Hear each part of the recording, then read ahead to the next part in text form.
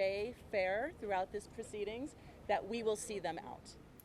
Tonight, renewed hope for relatives as they push for the Menendez brothers to be released from prison decades after they murdered their parents. Good evening, everyone. Welcome to West Coast Wrap. I'm Alex Savage. Today, a judge in Los Angeles ruled a resentencing hearing for Eric and Lyle Menendez will move forward next week. The brothers are serving life without parole for shooting and killing their parents in Beverly Hills. As Fox 11's Christina Gonzalez reports tonight, today's decision comes after a series of delays. We have the utmost faith in Judge Jessic to do the right thing, that next Wednesday or Tuesday that they will be resentenced. Eric and Lyle Menendez will finally get the resentencing hearing they've been fighting for and the chance for a lesser sentence than the life in prison without the possibility of parole they got for the 1989 murders of their parents, Jose and Kitty Menendez.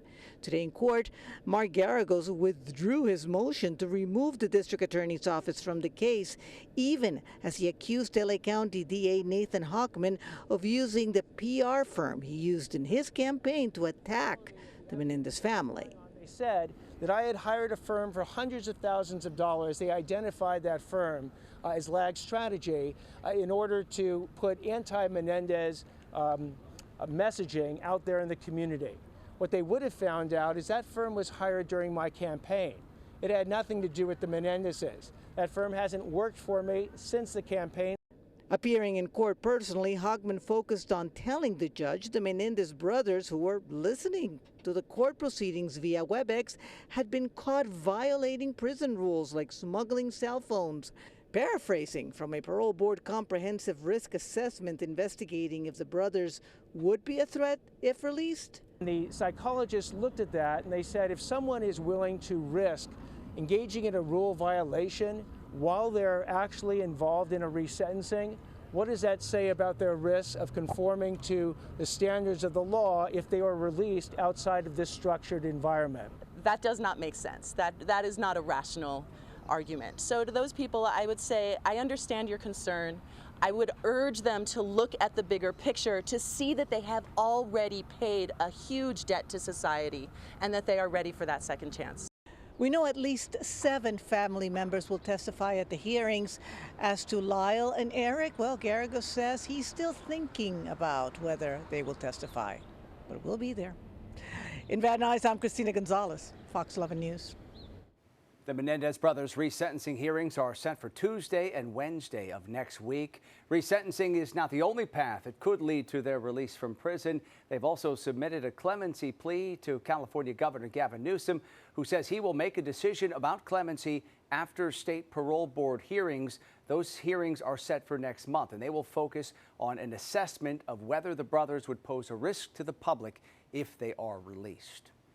A bill signed into law in Washington today has prompted pushback from some in the Catholic Church who say it could lead to priests being excommunicated. The new state law requires clergy to report child abuse to law enforcement even if they learn about that abuse during the sacrament of reconciliation. Catholic priests are bound by an absolute seal of confidentiality during confession.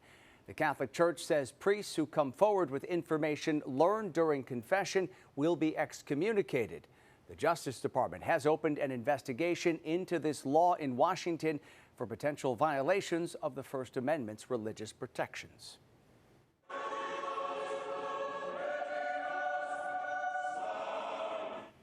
Newly elected Pope Leo XIV celebrated his first Mass as pontiff today at the Sistine Chapel. Pope Leo succeeds the late Pope Francis and is the first person born in the U.S. to be elected as Pope. He began his homily in his native English before continuing in Italian. I know I can rely on each and every one of you to walk with me as we continue as a church, as a community of friends of Jesus, as believers, to announce the good news, to announce the gospel. Pope Leo went on to say the Catholic Church must press ahead with its missionary outreach in the far corners of the globe. After Mass, the cardinals and the Pope gathered for lunch and then began departing back to their homes all around the world. Well, tonight, politics are at play during the Seattle Mariners game. This is a live look tonight at T-Mobile Park, where the team is taking on the Toronto Blue Jays. It's likely there will be fewer Toronto fans in the crowd than usual due to the tensions over tariffs and President Trump's talk about Canada becoming a 51st state. As Fox 13's Shiro Matsuzawa reports tonight, some local business owners are worried this animosity will hurt their bottom line. We did spot some Blue Jay fans out here, but not as many as you would expect based on past years. And one couple tells me they planned this trip a year ago. If that weren't the case, they might not be here. We came down to see the Toronto Blue Jays. Canadians Rhonda and Jason Philippoff arrived in Seattle on Thursday night. But like so many other Blue Jays fans who won't be flocking to the Emerald City this weekend, they too considered not making their annual trip down for the game. I'm not gonna lie, it did cross our minds to possibly cancel it. The decision comes as there are talks about Canada becoming the 51st state and tariffs. On Facebook, the Blue Jays Nation asked how many fans in Western Canada plan to attend this weekend's games. You can see there are hundreds of comments, most of them opposed to visiting the United States. It's everyone's personal choice, so we respect our friends. We do have friends that have canceled everything and are choosing to go overseas to Europe and kind of see other parts of the world. The Whatcom Council of Governments found the number of cars with British Columbia license plates driving into Washington state dropped from more than 200,000 in April of last year to more than 98,000 in April of this year. Canadian visitors are our single biggest source of international travelers to Seattle. They take over the waterfront and all of downtown with their Blue Jay caps and their Blue Jay gear, and we're not seeing them this year. At Sean O'Donnell's in Pioneer Square, this is often a big weekend for business. I'm optimistic. They love their Jays, so I'm hoping that'll take precedent and that they'll come down and still make a weekend out of it. General Manager Robbie Williamson says this weekend will be the big tell. Looking forward to having the Blue Jays in town. It's fun to represent Seattle well, represent our business, and just show the Canadians a good time and some hospitality while they're making the trip down to support the Jays. We still love coming here, and I'm curious to see how many people are actually here. And we checked around, and some hotels tell us that they did see less reservations this year compared to last year. One hotel even told us that their pre-bookings were down 30%. In downtown Seattle, Shiro Matsuzawa, Fox 13 News. Dozens of shops and restaurants in Seattle are planning to accept Canadian dollars this weekend. This is part of the region's push to get Canadian tourists to come back to the city. Businesses accepting Canadian dollars are essentially giving visitors a 30% discount. We feel bad that there's been so much tension between the U.S. and Canada. And in this Washington, we like Canada, we respect them, and we want them here. Canadian tourists only need to show a valid ID like a Canadian driver's license or Canadian passport to take advantage of those savings. Well, the operators of West Coast ports and businesses will be keeping a close eye on trade talks between the U.S. and China this weekend. President Trump suggested today he could reduce the tariff on Chinese goods from 145% to 80% ahead of those talks in Switzerland. Treasury Secretary Scott Bessent and U.S. Trade Representative Jamieson Greer are set to meet with Chinese officials in Geneva. Democrats say American consumers are paying the price for tariffs, but the White House says in the long run, they will benefit Americans. These are long-term big plays. I think they're going to make Americans richer and more prosperous. China has not been hit as hard by the new import taxes as some U.S. officials anticipated, as they have pivoted to other markets. Chinese exports here to the U.S. have plunged by 21%, but worldwide, China shipped 8% more goods to other trading partners. Coming up tonight here on West Coast Wrap, newly released body camera video shows a disturbing scene inside a Utah home. More than 150 dogs and cats living in deplorable conditions. Tonight, more on the two people who've been arrested in this case and what's being done to care for all those animals. And in weather, parts of the West Coast have been heating up, including San Francisco. A high today of 70 degrees. We'll have your updated weekend forecast coming up after the break. You have to keep coming back. You can't just remove it and then leave it. Also tonight, an Arizona man doing his small part to help protect a national forest near his home. See how he's weeding out threats to the future of this federally protected land.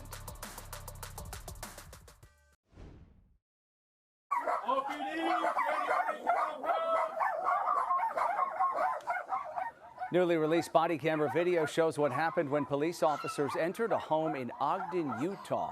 168 dogs and cats were found living in poor and overcrowded conditions there.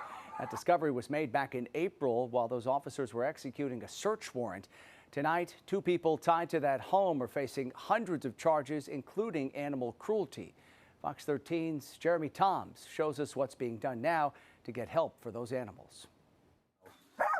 Ogden City Police, search warrant, come to the door. New body camera video released Thursday by Ogden Police shows their shocking encounter at a home on Jefferson Avenue. There's like 40 right here. After reports of possible neglect, they responded the evening of April 15th. Officers' commands are drowned out by a cacophony of barking dogs as they push through the doorway. The severity of the situation is revealed. Oh my gosh.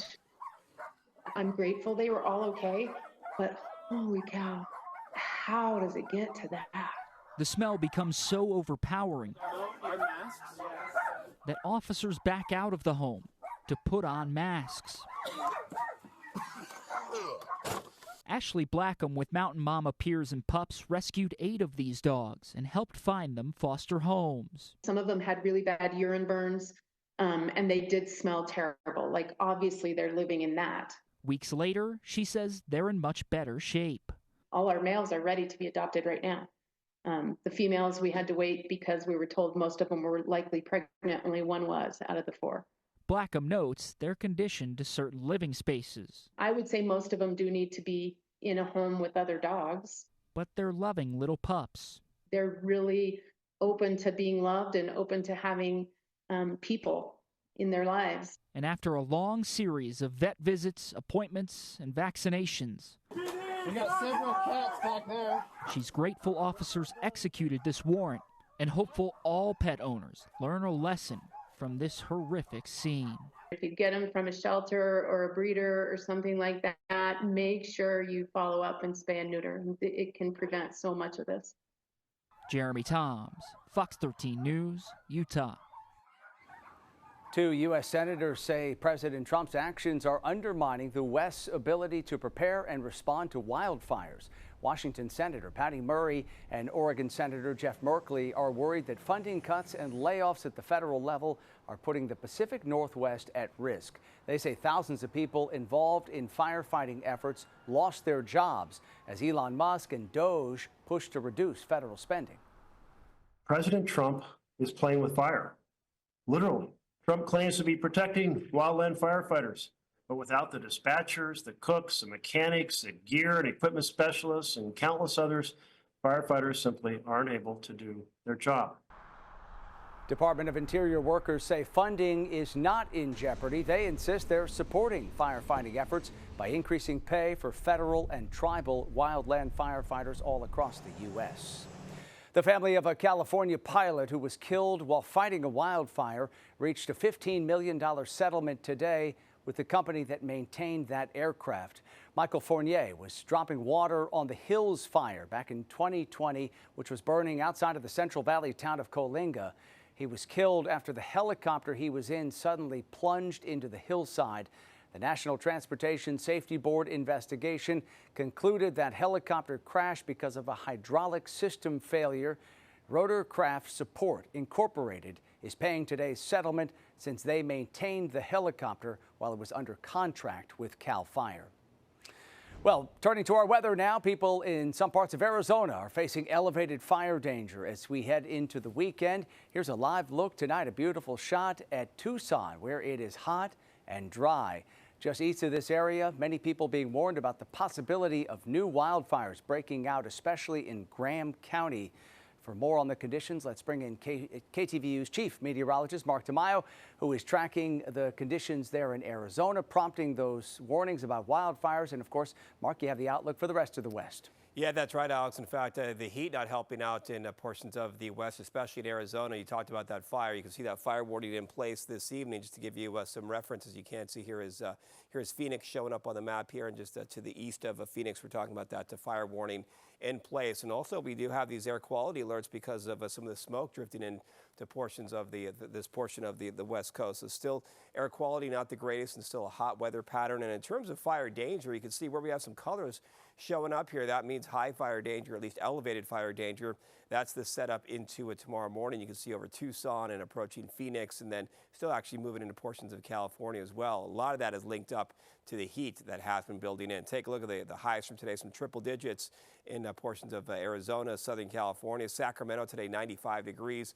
And then Portland and Seattle, temperatures in the 70s.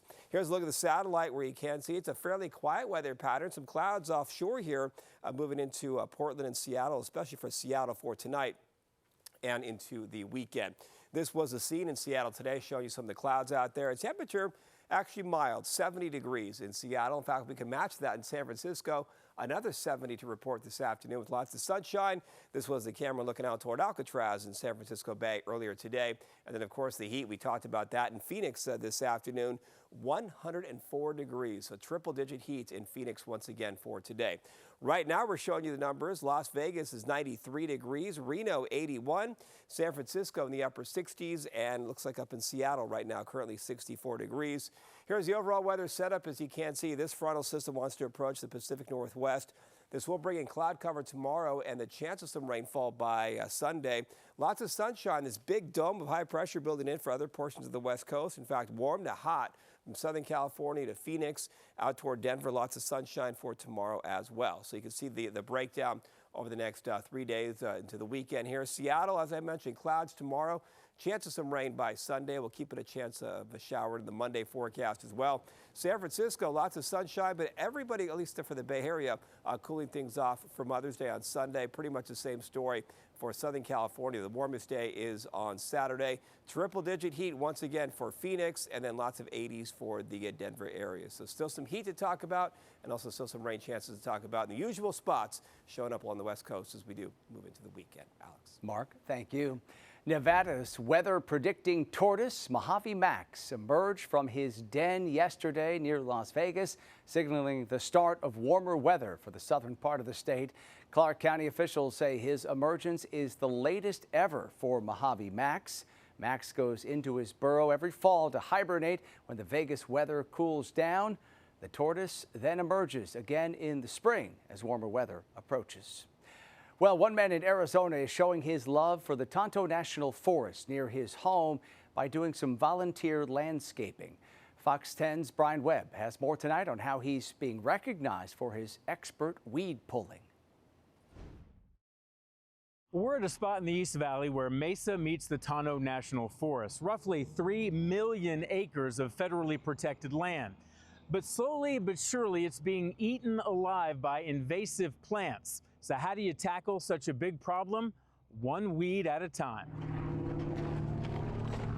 Most mornings, Don Pike slips through a barbed wire fence from his backyard into the vast Tonto National Forest. But he's not here to hike, he's here to hunt. Well, I made the decision that I would start with small chunks. My backyard being the first one. Don is searching for dozens of invasive weeds like buffle and fountain grass and the new one, stinknet.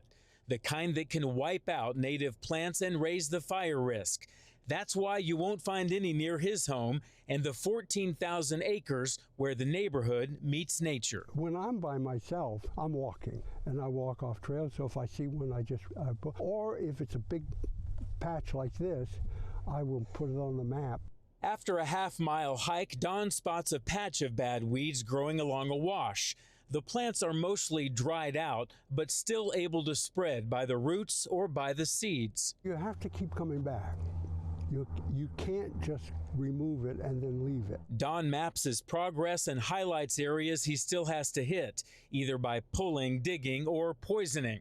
Knowing all too well there's only so much one man can do. Is it a losing battle? No, it is in terms of the whole forest.